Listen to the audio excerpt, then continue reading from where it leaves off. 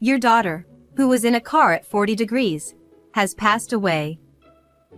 You are under arrest. The sudden words from the officer left my mind completely blank. There was no way our daughter, who was supposed to be at home with my husband, could be inside a car under the scorching summer sun. Where is our daughter right now? When I frantically contacted my husband, "We're eating together." he casually replied. From the phone, I could also hear the cheerful laughter of a young child. What on earth was happening? Soon after, a shocking truth began to unfold. I am Stella, a 30-year-old working mother. I lived with my husband, Dylan, who is 3 years older, and our 2-year-old daughter, Melissa. Since we're both working, we should cooperate on housework. When we were newlyweds, my husband used to say things like that. But in reality, he always found excuses and never helped with any of the housework. As a result, I was constantly overwhelmed by both my job and the responsibilities of household chores and childcare. Amidst this dizzying busyness, my greatest support was the smile of my beloved daughter. It was because of Melissa that I managed to push through even in tough situations. Dylan's consideration towards the family started to wane from the time I got pregnant. It seemed the cause was the worsening business performance of his company, leading to a reduction in his salary. They cut the entire bonus too. I don't even know why I'm working anymore. He muttered in discontent. I'm working full-time as well, so we'll manage. Let's get through this together. How can you say that so easily? I'm struggling with a lot of things too. When I tried to encourage him with a bright tone, my husband retorted sharply. You don't understand anything. This was the turning point when our relationship began to feel strained. From then on, my husband started to be away from home more often, using work as an excuse. He claimed to be on business trips for more than half the month, and his attitude grew colder, citing his busy schedule. This happened when I was suffering from severe morning sickness and was lying down to rest. Hey! I'm back, and you haven't even prepared dinner? Using pregnancy as an excuse to slack off. What a lazy woman. My husband, upon returning home, yelled at me loudly. I'm sorry. I'm so nauseous that it's hard even to stand. Even when I pleaded, he showed no concern for me and forced me to stand in the kitchen to prepare a meal. Unable to endure the smell of food, I ran to the bathroom, but my husband blatantly sighed in exasperation. Spare me the theatrics. That's why I hate pregnant women. Then he slammed the door and left the house. How terrible. I was filled with a sense of despair, but I still held on to the hope that he might change once the baby was born. However, reality didn't turn out that way. Even after our daughter was born, my husband's attitude didn't improve. In fact, it only got worse. It was when Melissa had just turned 1 and was becoming more active. Our daughter accidentally spilled a glass of water she was drinking, and some of it splashed on Dylan, who was nearby. My husband turned red with anger and glared at our daughter. Don't mess with me. You little brat. Hey! Don't shout at her like that. While trying to comfort a crying Melissa, I reprimanded my husband for his behavior, but he didn't listen. And this wasn't just a one-time thing, it happened repeatedly. The thought of divorce crossed my mind, but I felt that I couldn't take a father away from our daughter just because of my feelings, so I held on somehow. But a few days after our daughter's 2nd birthday, something happened. It was a day off, but I received an urgent call from work in the morning, informing me of a problem, so I had to go in unexpectedly. I asked my mother if she could take care of Melissa, but she said she had plans and couldn't. Feeling helpless, Dylan surprisingly offered to help. I'm free all day today, so I'll take care of her. You'd better hurry, or you'll be late. Thank you. I'll try to get back as soon as possible. Please take care of her. I expressed my gratitude to my husband and quickly got ready and headed to work. As the noon chime rang, I finished my work and hurried through the ticket gate at the station nearest to our home, wiping the sweat off my forehead with a handkerchief. Stepping outside, the relentless sun was beating down on the asphalt. The morning news had reported that this day would see record-breaking heat across the nation. I tried to avoid the sunlight as much as possible while heading towards the bus rotary. At that moment, I saw several police officers rushing about. Is there an incident? I casually followed them with my eyes and saw a crowd of onlookers, and at the center of their attention was a car. Huh? Isn't that? I muttered in shock. It was my own car, surrounded by police. I couldn't understand why my car was there. I hadn't driven it that day since I don't use it for commuting to work. Excuse me.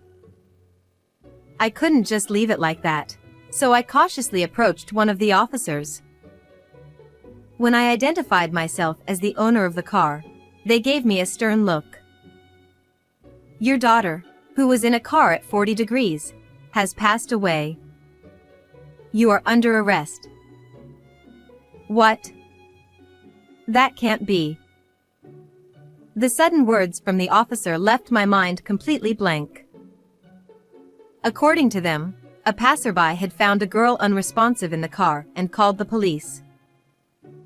Melissa should have been at home with my husband. This couldn't be happening. But the child found in the car had already been taken to the hospital, and I couldn't even see her face. I told the officer I needed to check something and frantically contacted Dylan. Where is our daughter right now? Why are you asking all of a sudden? We're eating together.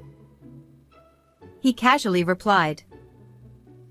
Moreover, I could hear the cheerful laughter of a young child in the background. What was going on? I hung up the phone, bewildered, only to find the police officers glaring at me with anger. We need to hear the details. Please come with us to the station. Thus, I was taken in a police car and questioned at the station. They repeatedly asked me the same questions, and I gave the same answers each time. Several hours later, I was finally released. I decided to rush to the hospital they had mentioned.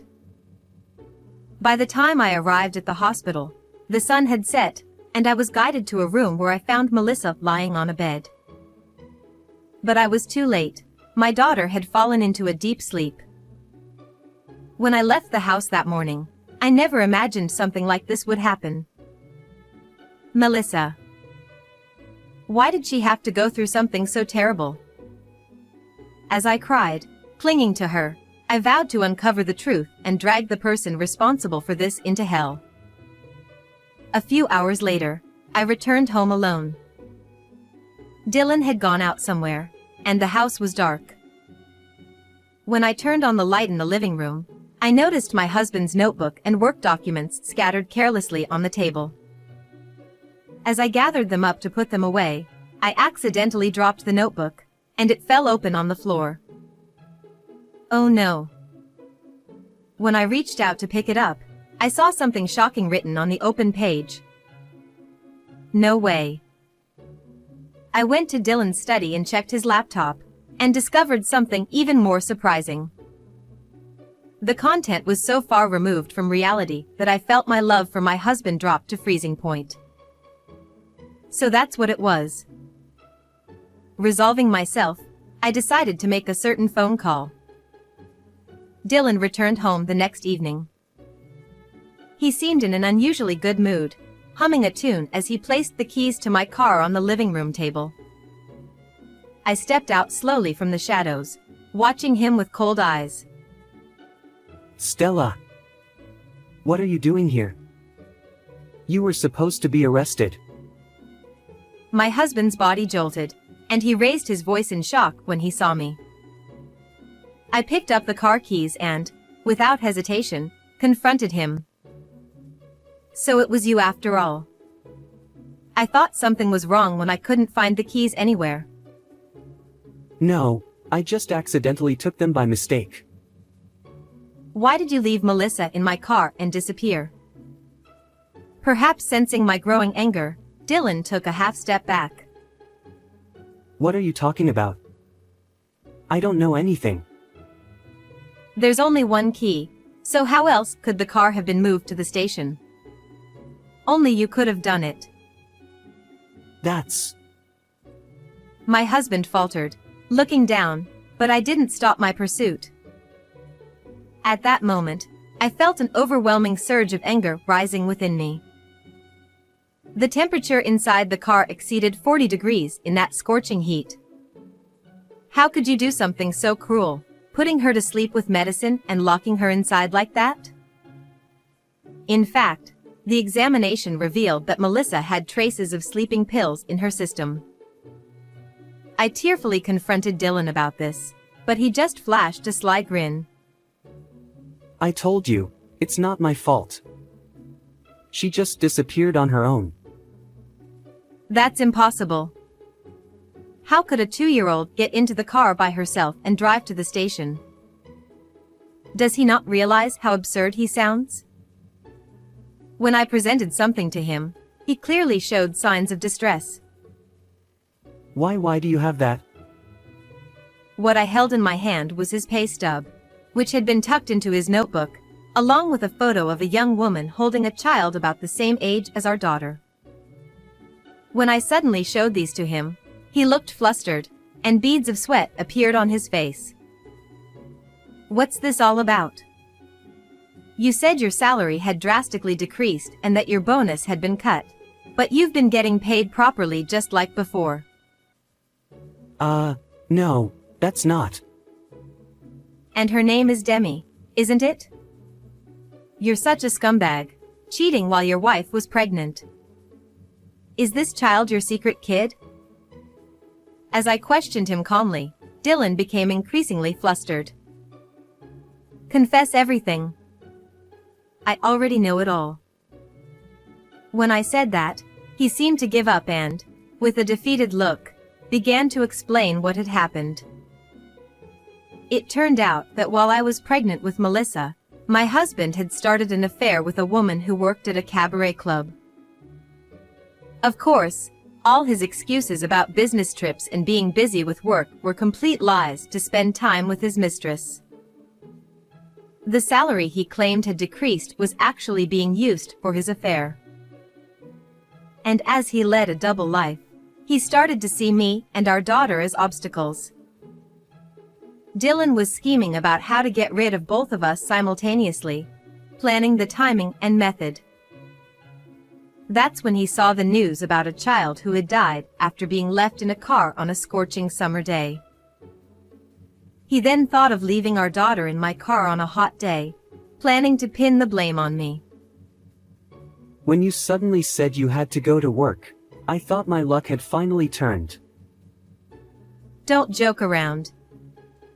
Because of your selfish actions, Melissa. Humph. Well, I didn't expect you to be released, but I'm going to start a new life with Demi, so let's just get divorced. My husband said this with no remorse, as if it was nothing. Do you have any idea how much that child suffered? I'll never forgive you. It's over. Melissa's no longer in this world. He sneered at my words, laughing triumphantly in a vulgar manner. But that brat was unlucky, wasn't she? If she hadn't been born as your child, She could have lived longer.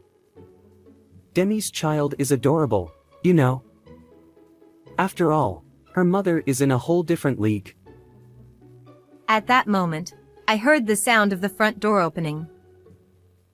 Dylan, looking puzzled, turned his gaze toward the door and, in utter shock, gasped. I called her.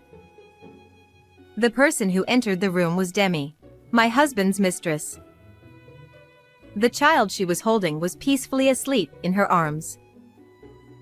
Dylan, seemingly confused, became restless and started pacing around the room.